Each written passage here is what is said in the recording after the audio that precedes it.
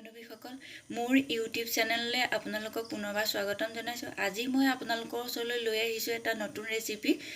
সেইটো হৈছে লাই শাকৰ লগত মাছৰ কাৰী। এখন কেৰাহী মই গৰম কৰি লৈছোঁ। তাত মই এমুঠি লাই শাক ভালদৰে ধুই লৈছোঁ। ইয়াত মই কেৰাহীখনত দি দিম। 3-4 মিনিট গৰম হোৱাৰ পিছত এইখিনি মই অফ কৰি দিম।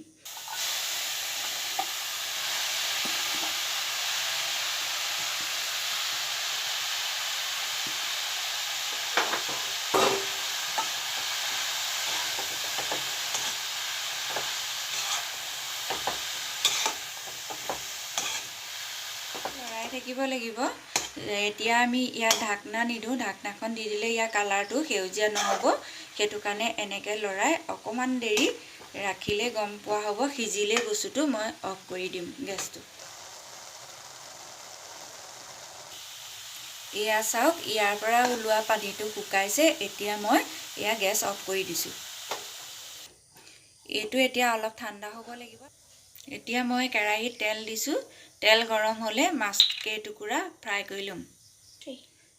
ইয়াত তেল গৰম হ'ল।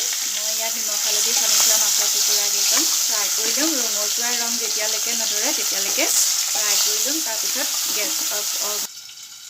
এতিয়া মই ভাজি লোৱা লাই শাকখিনি গ্ৰাইণ্ড কৰি ল'ম। ইয়াত লগতে মই আধা গিলাচ পানী দি দিছোঁ। মাছ আমাৰ ৰঙচুৱা কালাৰ আহি গ'ল। এতিয়া মই ফ্ৰাইটো প্লেট এখনলৈ লৈ আনিছোঁ। ইয়াত মই তেলত মিঠি গুটি দিছোঁ। লগতে শুকান জলকীয়া 4টা দি দিছোঁ। আদা নহৰু পেষ্টটো বনাই থৈছিলোঁ দি দিছোঁ।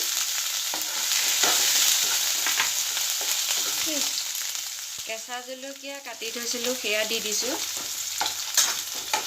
আৰু বিলাহী 2টা মই কাটি লৈছিলোঁ তেলত দি দিছোঁ। ইয়াত মই নিমখ দিছোঁ আন্দাজমতে।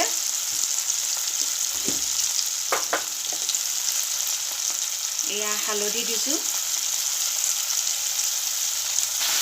আমাৰ বিলাহী পেষ্টটো হৈ গ'ল। এতিয়া মই ইয়াত লাই শাকৰ যিটো পেষ্ট বনাই থৈছিলোঁ আন্দাজমতে মই পানী মিলাই লৈছোঁ। এইখিনি মই ইয়াত ঢালি দিম। টুকুৰা দি দিলোঁ। দিয়াৰ পিছত এতিয়া ভালদৰে উতলিলে এইখিনি হৈ যাব। চাওক, আমাৰ ৰেচিপি হৈ গ'ল। ভালদৰে উতলিলে এতিয়া আমাৰ গেছ অফ কৰিম। আপোনালোকে যদি ভিডিঅ'টো চাই ভাল লাগে তেতিয়াহ'লে লাইক কৰিব, শ্বেয়াৰ কৰিব, কমেণ্ট কৰিব আৰু ছাবস্ক্ৰাইব কৰিবলৈ নাপাহৰিব।